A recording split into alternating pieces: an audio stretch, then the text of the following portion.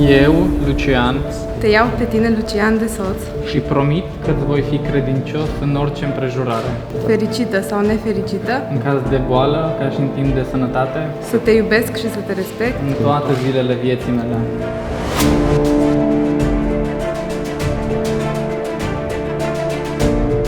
Ești pregătită? Da.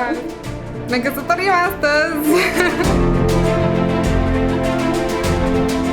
1, 2, 3. Cred că o să o fac. E superbă, e superbă. E făcută pentru tine. Așa frumoasă ca o păpușă. Când au văzut-o Luci și el era așa emoționat. Ei, cum au fost așa de drăguți.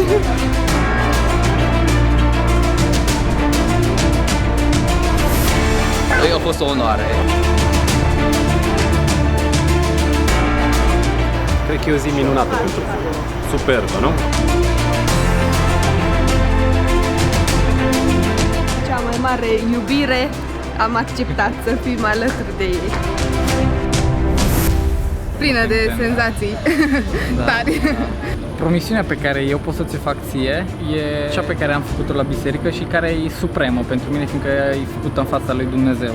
Exact. Și cea care îți garantează ție că orice ar fi, eu o să fiu lângă tine până la final.